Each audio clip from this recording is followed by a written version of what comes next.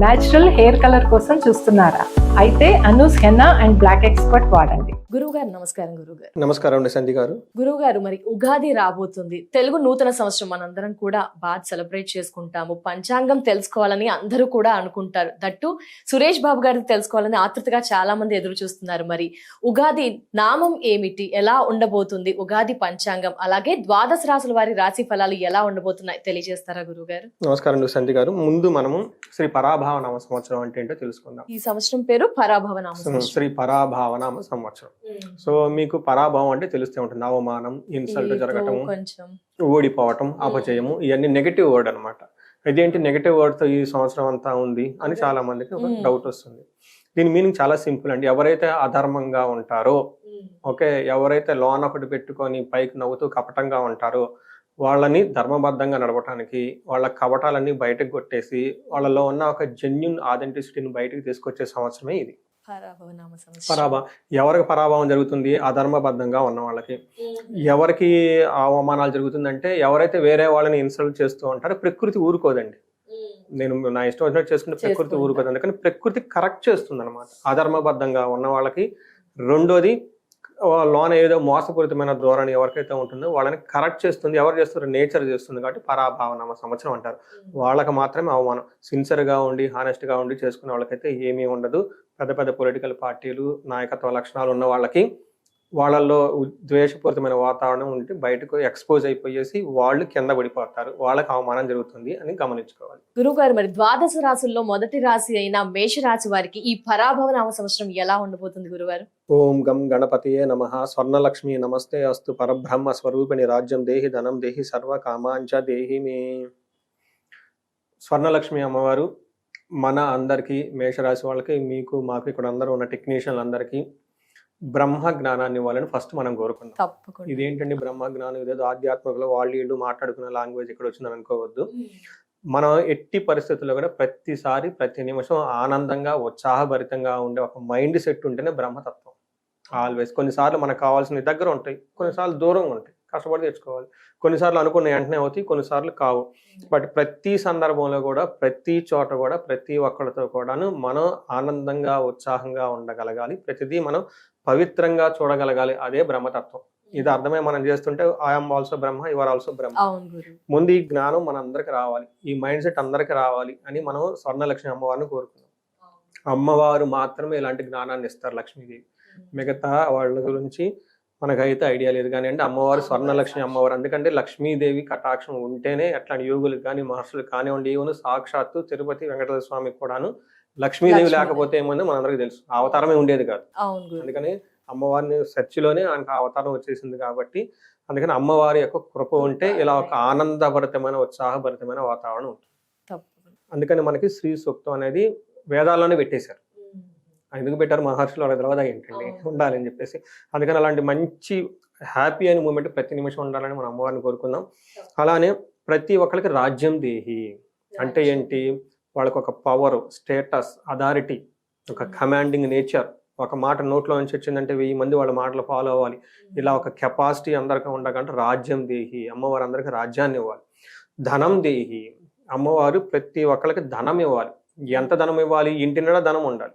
ఆఫీస్కి పోతే ఆఫీస్లో ధనం ఉండాలి. బ్యాంకుకి పోతే బ్యాంక్ అకౌంట్లో ధనం ఉండాలి. యూపీఐ చేస్తే ఎంత అమౌంట్ ఉందని చూసుకోకూడదు, ముందు కొనేసి అవతల వేసేయాలి, అంత ధనం ఉండాలి.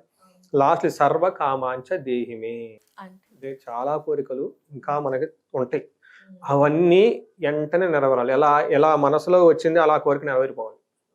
అలా అమ్మవారు మేషరాశి వాళ్ళందరికీ చక్కగా ఈ పరాభావనామ సంవత్సరంలో అష్టలక్ష్ములతో ఆశీర్వదించాలని మనం కోరుకున్నామండి. ఒక మొక్కలో మేషరాశి వాళ్ళకి కనుక చూసుకుంటే శ్రీ పరాభావనామ సంవత్సరంలో మేషరాశి వాళ్ళకి చాలా బాగుందని గమనించుకోవాలి. చాలా బాగుందని గమనించుకోవాలి. కొన్ని చోట్ల ఛాలెంజెస్ ఉన్నాయి, అవి అంటే మనం చూసుకున్నాం. సో దట్ ఎక్కడెక్కడ ఛాలెంజెస్ ఉన్నాయి వాళ్ళు మార్క్ చేసుకొని ఆ విషయంలో కొంచెం జాగ్రత్తగా కాన్షియస్తో, ఓకే, ఒక అవగాహన ముందుకెళ్ళిపోతూ ఉంటే బాగుంటుంది. ఆ ఉద్దేశంతో మనం రాశి ఫలాలు చెప్పుకుంటాం. ఇందులో వీళ్ళకి చూడండి ఎంత బాగుందో. ఆదాయం 11, వ్యయం 5. బాగున్నట్టు. ఎలా ఉంది? చాలా ఎక్కువగా ఉంది. రెండోది వీళ్ళకి రాజ్యపూజ్యం 2, అవమానం 4. డబల్ ఉంది. ఒక అపార్చునిటీస్ లాగా చూపించి తర్వాత వీళ్ళని ఒక చట్టంలో ఇరిగించేసి వీళ్ళని ఇబ్బంది పెట్టి వెళ్ళిపోయే వాళ్ళు ఎక్కువ ఉంటారు. ఈ ఒక్క విషయం కనుక గమనించుకుంటే మేషరాశి వాళ్ళు వీళ్ళ చుట్టూ ఏంటంటే కావాలి అని చెప్పేసి వీళ్ళు ఎదుగుతూ ఉంటే వీళ్ళు కాకుల్లాగా పొడిచేసి ఇబ్బంది పెట్టేవాళ్ళు రెడీగా కాసుకొని కూర్చున్నారు. అయితే వాళ్ళు ఎలా ఉంటారు, చాలా సౌమ్యంగా చక్కగా అద్భుతంగా నవ్వుతూ అసలు సో ప్లీజెంట్ సో లవ్లీగా ఉంటారు. వీళ్ళు కనుక్కోలేరు, అక్కడ ప్రాబ్లం వస్తుంది. అందుకని గం గణపతయే నమః అని గణపతికి ప్రార్థన చేస్తున్నాం అనమాట. అందుకని ఈ విషయం గమనించుకోండి. కొత్తగా వచ్చిన వాళ్ళని నమ్మొద్దు, కొత్తగా వచ్చిన ప్రాజెక్ట్స్ నమ్మకూడదు, కొత్తగా ఏంజల్స్ వస్తాయి దేవదూతలు, అట్లాంటి వాళ్ళని నమ్మొద్దు. వాళ్ళు మీ దగ్గర ఉన్న తీసుకుపోయే వరకే ఏంజల్స్, ఆ తర్వాత వాళ్ళు వికృతమైన ఆకారాలని కనిపిస్తూ ఉంటాయి. కాబట్టి ఈ ఒక్క విషయం కనుక గమనించుకుంటే మీకు శ్రీరామ రక్ష 2026 శ్రీ పరాభావన సంవత్సరం రాకింగ్ రాసులు వీళ్ళే అని చెప్పాలి. అంటే మనం ఇందులో గ్రహాలు ఏ స్థానాల్లో, అవునండి, ఇది చాలా ఇంపార్టెంట్. వీళ్ళకి 12వ స్థానంలో శని ఉన్నారండి. అంటే వీళ్ళకి ఏలినాటి శని జస్ట్ స్టార్ట్ అయింది. అందుకని ఏలినాటి శని ప్రభావంతో ఉంది. కానీ వీళ్ళ అదృష్టం ఏమంటే వేద విపరీత వేద నా కాన్సెప్ట్ల వల్ల శని ప్రభావం వీళ్ళ మీద పడదు. అట్లీస్ట్ 6 months అయితే గ్యారంటీ పడదు. సో ఈ సంవత్సరంలో ఒక 6 months హ్యాపీగా ట్రావెల్ చేయొచ్చు. ఆ తర్వాత కొన్ని విషయాల్లో జాగ్రత్తలు తీసుకుంటే సరిపోతుంది. గురువు 3వ స్థానంలో ఉన్నారండి. గురువు 4వ స్థానంలో మారినా కానీ అగైన్ విపరీత వేద ఉండటంతో గురువు పెట్టే ఒక ప్రభావాలు కూడా వీళ్ళ మీద పడవు. తర్వాత 6 months ఏదో ఒక విధంగా కాపాడుతూ ఉంటారు అనమాట. అంటే ఏదైతే గ్రహం వీళ్ళకి ఇబ్బంది పెట్టాలని చూస్తూ ఉంటుందో ఆ గ్రహాలు ఇబ్బంది పెట్టడానికి రెడీగా ఉన్నా కానీ వీళ్ళ అదృష్టం కొన్ని వేరే గ్రహాలు అడ్డు రావడంతో వేరే కొన్ని రీజన్ల వల్ల అవి వీళ్ళ మీద ఎక్కువగా ఇబ్బంది పెట్టని పరిస్థితి ఉంటుంది. యాక్చువల్గా లాస్ట్ ఇయర్కి వీళ్ళకి స్టార్ట్ అయింది నడిచినాయి, కానీ చాలా మందికి వాటి యొక్క ప్రభావం పడలేదు. అయితే ఇప్పుడు పడే అవకాశం ఉంది, కానీ వీళ్ళ అదృష్టం ఏమంటే ఈ సంవత్సరం కూడా ఎక్కువగా పడదు. అందుకని కొంచెం జాగ్రత్తగా ఉంటారు. వీళ్ళకి ఏమవుతుందంటే తర్వాత కేతు తర్వాత వీళ్ళకి రాహు బాగా కాపాడుతున్నాడు. 11వ స్థానంలో రాహు ఉండటంతో వీళ్ళకి రాజమార్గాన్ని ఇస్తూ ఉన్నారనమాట. అందుకని ఈ శని గురువులు అప్స్ అండ్ డౌన్స్ తో ఉన్న రాహు బాగా మంచి సపోర్ట్ ఇవ్వడంతో రియల్ ఎస్టేట్ ప్రొఫెషనల్స్, తర్వాత మూవీ ఇండస్ట్రీస్ వాళ్ళు, పొలిటీషియన్స్, ఇలా రకరకాల ఫీల్డ్స్ లో ఉన్న వాళ్ళంతా కూడా రాహుకి సంబంధించి ఉన్న వాళ్ళంతా కూడా బాగా విశేషంగా లాభపడ్డారు. మీరు చూసుకున్నారనుకోండి, ఈ సంవత్సరం శని ఒక్కొక్క గ్రహం చూసుకుంటే శని ఏలినాటి శనిని తీసుకొని వస్తూ ఉన్నారు. జనరల్ గా ఈ టైంలో ఏమవుతుందంటే ఒకే విషయంలో జాగ్రత్తగా ఉండాలి. మానహాని, కావాలని అవమానించే వాళ్ళు ఉంటారు. మనకి ఫస్ట్ లో అదే అవమానం అంటే ఏంటి, శని వల్ల మానహాని అంటే ఏంటి, వీళ్ళకి గౌరవాన్ని భంగం చేసుకోవడానికి ఖచ్చితంగా కూర్చొని ఉన్నారు. ఇది ఒక్కడానికి గమనించుకోవాలి. 2 ఆ విషయంలో జాగ్రత్తగా ఉండాలి. కరెక్ట్ అండి. తర్వాత ఫైనాన్స్ కి సంబంధించిన వ్యవహారాల్లో జాగ్రత్తగా ఉండాలి. మనీని తీసుకోవడం, మనీ ఇప్పుడు అంటే ఎదుటి వాళ్ళకి ఏం కావాలంటే మనీ అనండి, మనీ వస్తే సగం వాళ్ళు హ్యాపీ అయిపోతుంది. 2వది కీర్తి ప్రదేశ్లో ఏదో విధంగా పాటు చేద్దామని చూస్తూ ఉంటారు. 3వది వీళ్ళకైతే వాళ్ళు ఉండదు, రిలేషన్షిప్స్ లేదంటే ఫ్యామిలీ మెంబర్స్, ఆఫీస్లు, ఈ గొడవలు ఆ గొడవలు ఇవన్నిట్లో కూడా ఇబ్బందులు. ఈ 3 ప్రాబ్లమ్స్ ఎక్కువ ఉండే జనాలు. ఫాదర్కి హెల్త్ విషయంలో కొంచెం జాగ్రత్తగా ఉంటే బాగుంటుందండి. నెక్స్ట్ గురువు చూద్దాం. గురువు వీళ్ళకి అగైన్ 3వ స్థానంలో ఉండి తర్వాత 4వ స్థానానికి కూడా రాబోతూ ఉన్నారండి. 3వ స్థానంలో ఉన్న గురువు వీళ్ళకి వివాహానికి సంబంధించి, తీర్థయాత్రలు చేయడానికి సంబంధించి చక్కగా అనుకూలంగా ఉంటుంది. ఎప్పుడైతే గురువు మనకి గోదావరి పుష్కరాలు వస్తుంది జూన్, గురువు మారుతున్నారండి. గురువు మారుతుందో 4వ ఇంటికి వెళ్తూ ఉన్నారు. 4వ ఇంట్లో గురువు ఉంటే ఏమవుతుందంటే కొన్ని విషయాల్లో బాగుంటుంది, కొన్ని విషయాలు జాగ్రత్తగా ఉంటారు. ఎక్కడ బాగుంటుందంటే ఫస్ట్ ఆయుష్ చాలా బాగుంటుంది. తర్వాత వీళ్ళకి అధికారుల వల్ల నష్టము, మోసపోవటం జరుగుతుంది. గుర్తుపెట్టుకోండి, అగైన్ చీటింగ్.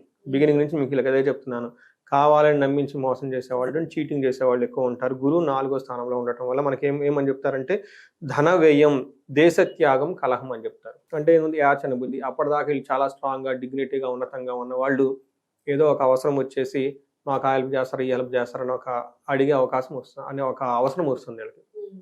దానికి మనకేం చెప్తాడు, అధికార నష్టం, మోసపోవడం జరుగుతూ ఉంటుంది. దాంతోపాటు ధనవ్యయం జరుగుతుంది. దేశత్యాగం అంటే దేశత్యాగం అని చెప్తూ ఉంటారు. అంటే వీళ్ళు ఉన్న పొజిషన్ నుంచి లేదంటే ఉన్న జాబ్ నుంచి కొంచెం దూరంగా వెళ్ళి ప్రమోషన్స్ రావటం, వేరే డిపార్ట్మెంట్కి వెళ్ళే అవసరం ఎక్కువగా ఉంటుంది. మనకి ఏం చెప్తారంటేనండి, సత్య హరిశ్చంద్ర ఆయన రాజు, మన ఇనే ఉంటాం, ఆయన ఏమైనా దోషం చేశాడంటే లేదండి, ఆయన జెన్యూన్ హానెస్ట్ పర్సన్, సత్యాన్ని పలుకుతూ ఉంటారు. ఆయన సత్య నిరతను చూసి దేవతలు కూడా ఆశ్చర్యపోయి ముచ్చటపడుతూ ఉంటారు, అబ్బా మీరంతా మాట్లాడలేకపోయారు. అట్లాంటి ఆయన్ని ఆ సింహాసనం నుంచి కూలగొట్టేసి పాపం అడవులకి ఎక్కడికి పంపించేస్తారు. ఎవరు పంపించారంటే దేవదూతలు, వాళ్ళ మీద ఈర్ష్యపడేసి. అందుకని మనం జెన్యున్ గా, హానెస్ట్ గా, అంబుల్గా ఉన్నా కానీ గ్రహాలు వాడు చేసే పనులు చేసేసుకుంటూ ఉంటాయి. అందుకే శివుని సైతం కూడా గ్రహం ఏం చేస్తాడు, మనం బయటికి పంపించేస్తాం, మనం చూసేస్తుంటాం అనమాట. అందుకని ఈ సత్యహరిశ్చంద్రమూర్తి ఆయనకి 4వ స్థానంలో గురువు ఉన్నప్పుడు ఇలా జరిగింది అని చెప్తూ ఉంటారు అనమాట. అందుకని ఎందుకు చెప్పినట్టు ఈ మేషరాశి వాళ్ళకి గోదావరి పుష్కరాల తర్వాత 4వ స్థానంలో గురువు రావడంతో వాళ్ళు చేస్తున్న జాబులో కానివ్వండి, ఉద్యోగంలో కానీ కొంచెం ట్రిక్కీలు చేసేసి వీళ్ళకి ఇష్టం లేని పనుల ద్వారా అటు ఇటు చేసి స్ట్రెస్ అయ్యే అవకాశం ఉంటుంది. కాబట్టి జాగ్రత్త పడాల్సి. అందుకని ఎవరు వీళ్ళు చేసేది నమ్మినోళ్ళే చేస్తారు, నమ్మనోళ్ళు కాదు. అదే గురుగారు మొదటి నుంచి అదే మన చుట్టూ ఉన్న వాళ్ళు అదే సినిమాలో డైలాగ్ ఉంటుంది చూడండి, ఎక్కడో శత్రువులు అంటారో మన చుట్టే ఉంటారు దట్టు ఆడ. ఉంటారని నేను చెప్పినట్టు వీళ్ళకి పాపం ఎవరైతే నమ్ముకొని కూర్చొని ఉంటారు ఎంతకాలం వాళ్ళకి కావాలని చెప్పేసి చేస్తూ ఉంటారు. కాబట్టి కొంచెం జాగ్రత్తగా ఉండాలి. సో రాహు వీళ్ళకి బాగా కేర్ అండి, రాహు వీళ్ళని బాగా రక్షిస్తూ ఉన్నాడు అనమాట. ఎన్ని 1000 బాణాలు వచ్చినా కానీ షీల్డ్ కాపాడేవారంటే రాహు ఫలం చాలా మంచి, చాలా బాగుంది. ఏమవుతుందంటే వస్త్రమాల్యాది లాంఛనం, క్షీరాన్నాది భోజనం, గో జీవ వాచి సంఘానం అని చెప్తారు. అంటే అంటే మనకి పూర్వకాలంలో సంస్కృతంలో కాబట్టి అప్పట్లో గుర్రాలు, ఏనుగులు, ఎలుగుబంట్లు వచ్చి బాగా సపోర్ట్ చేస్తాయి వీళ్ళకి. అంటే రిసోర్స్ బాగా వచ్చి సపోర్ట్ చేస్తుంది. మంచి ఫుడ్ తింటారు, చక్కగా బట్టలు వేసుకొని డిగ్నిటీగా ఉంటారని రాహు. మంచి షైనీగా తళుకుమంటూ ఉంటారు మనుషులు, లేని బాధలన్నా కనపడదు వీళ్ళకి. అందుకని ఫిల్మ్ స్టార్స్ వాళ్ళు పొలిటికల్ గ్లామర్ ఉన్న వాళ్ళంతా బాగుంటారు ఈ రాహు వల్ల, అలాంటి వాళ్ళకి బాగుంటారు. బట్ ఓవరాల్ సమ్మరీ ఏంటంటేనండి, రాహు వల్ల వీళ్ళకి ఇప్పుడున్న సైన్స్ కానివ్వండి, టెక్నాలజీ కానివ్వండి, ఆన్లైన్ కానివ్వండి, మూవీస్, మనం వాడే ఈ చాట్ జీపీటీలు, ఇవి అంతా వాళ్ళకి బాగా సపోర్ట్ ఇస్తారు. అందుకని ఐటీ రంగంలో ఉన్న, తర్వాత ఫారిన్లో ఉన్న వాళ్ళకి విపరీతంగా కలిసి వస్తుంది ఈ రాశి వాళ్ళకి. ఫారిన్ కనెక్షన్ ఉన్న వాళ్ళకి, ఫారిన్లో జాబులు చేసుకునే వాళ్ళకి బాగుంటుంది. ఇది ఓవరాల్గా మనకి ఏ గ్రహం ఎలా ఉంది అనేది మనం చెప్పుకున్నాం. మరి నక్షత్రాలు గురువు గారు ఎవరు చెప్పారు నక్షత్రాల గురించి, మీరు కూడా వ్యూవర్స్ అందరికీ కూడా తెలియజేస్తూ వస్తున్నారు. మరి ఈసారి కూడా చెప్తారా గురువు గారు నక్షత్రాలు ఇలా ఉన్నాయి? ఖచ్చితంగా, ఎందుకంటే నక్షత్ర ఫలితాలు ఇంకా చాలా యాక్యురేట్ గా ఉంటాయండి. ఇంకా చాలా టూల్స్ ఉన్నాయి, మనకి కొన్ని సమయాభావం వల్ల మనం చెప్పుకోవడం కుదరదు. బట్ ఇక్కడ ఏమవుతుందంటే అశ్విని, భరణి, కృతిక 3 నక్షత్రాలు ఇందులో ఉంటాయి. నక్షత్రం ప్రకారం చూసుకుంటే ది బెస్ట్ గా ఉన్న నక్షత్రం ఏంటంటే అశ్విని, భరణి, కృతిక. ఈ టోటల్ 2026 ఇందులో అశ్విని నక్షత్రం వాళ్ళకి ఐశ్వర్యప్రదంగా ఉంటుంది, సంతోషంగా ఉంటారు, తర్వాత ధనప్రాప్తి ఉంటుంది, హెల్తీగా ఉంటారు, లాభప్రదంగా ఉంటారు. ఒక్క ఓడి కూడా నెగిటివ్ లేదు, అంతా సుఖంగా కూడా ఉంటారంట.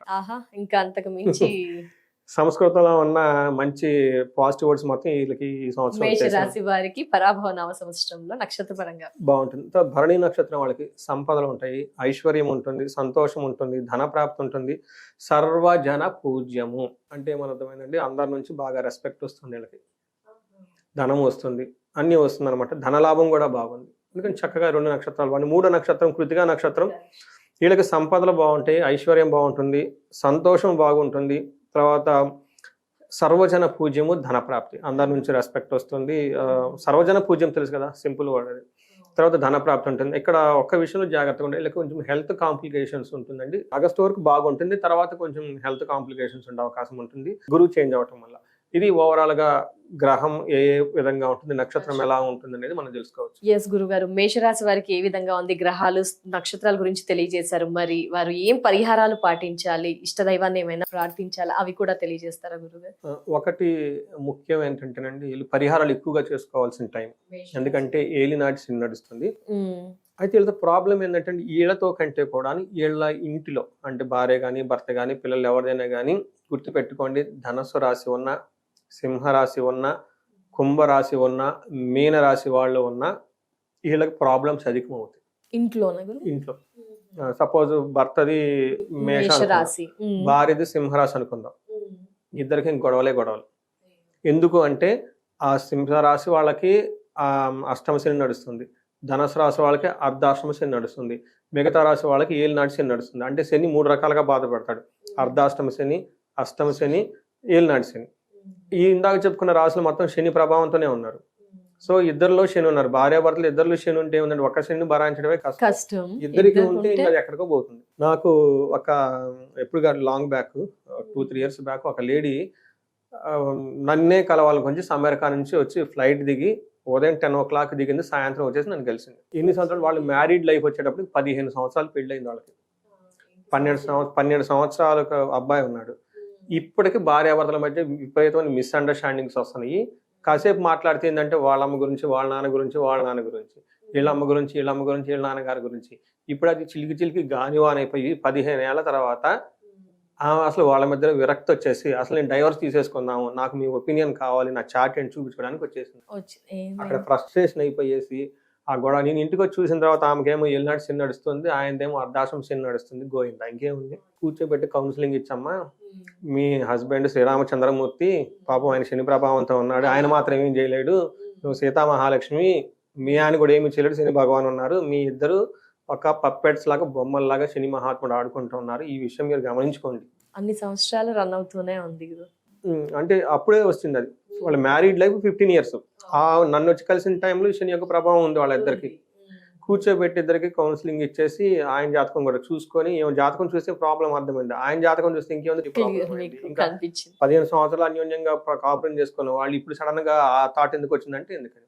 అప్పుడు ఆ తర్వాత కొన్ని పూజలు అవన్నీ సజెస్ట్ చేస్తాను వెళ్ళిపోయిందండి. అంటే ఎందుకు చెప్తున్నా అంటే ఇలా పార్ట్నర్స్ ఉన్నా గమనించుకొని వాళ్ళ మధ్య చాలా తీవ్రంగా గొడవలు వచ్చే అవకాశం ఎక్కువ ఉంటుంది కాబట్టి జాగ్రత్తగా ఉండాలి. వీళ్ళకి పరిహారాలు, ఫస్ట్ శని పిప్పలాద స్తోత్రం చదువుకోవాలి. రెండోది హనుమాన్ చాలీసా రెగ్యులర్గా చదువుతూ ఉండాలి. శనికి సంపూర్ణ శాంతి పూజలు, గురువుకి సంపూర్ణ శాంతి పూజలు చేసుకుంటూ ఉండాలి. వీటితో పాటు ఇంకా వాళ్ళ ఇండివిజువల్ జాతకంలో చూసుకొని వాళ్ళ ఏజ్ పర్టికులర్గా 35 to 45 ఉండి ఒక మేనేజర్ లెవెల్ పొజిషన్లో, కొన్ని సీనియర్ లెవెల్లో ఉండి కెరియర్ ఎక్కడైనా స్టాగ్నేటెడ్ అయిపోయింది, మేము ఇక్కడ ఆగిపోయామన్న ఒక ఫీలింగ్ కనుక వచ్చి ఉంటే ఒక్కసారి ఇండివిజువల్ జాతకం చెక్ చేయించుకొని, అందులో వాళ్ళకి కొన్ని దోషాలు ఉంటాయి, కొన్నిసార్లు శాపాలు అంటారు, అవి శాపాలు వచ్చేటప్పటికి ఆ లైనేజ్లో ఉంటుంది, దోషాలు వచ్చేటప్పటికి గ్రహాల వల్ల వస్తుంది. ఇవన్నీ చెక్ చేయించుకొని వాటిని మనకి బ్లాకేజెస్ అంటారు. అంటే మనకి తెలవకుండా ఎక్కడో బ్లాకేజెస్ ఆగిపోయింది మన గ్రోత్. మనకి మోడర్న్ సైన్స్లో ఏమంటారంటే మిడ్ లైఫ్ క్రైసిస్ అంటారు. అది ఎందుకు వచ్చింది వాళ్ళకి తెలియదు, క్రైసిస్ అయితే ఉంది, బట్ జ్యోతిష శాస్త్రం దానికి రీజన్ చెప్తుంది. అందుకని ఇది సైన్స్ బియాండ్ సైన్స్ అంటారు అనమాట. ఆ బ్లాకేజెస్ తీసుకుంటే ఇలా లైఫ్ 10 times గ్రోత్ ఫాస్ట్ గా ఉంటుందండి. చాలా ధన్యవాదాలు గురువు గారు. మేషరాశి వారి యొక్క రాశి ఫలం పూర్తిగా తెలియజేశారు, పరిహారం కూడా తెలియజేసినందుకు ధన్యవాదాలు గురువు గారు. నమస్కారం. ధన్యవాదాలండి. నమస్కారం.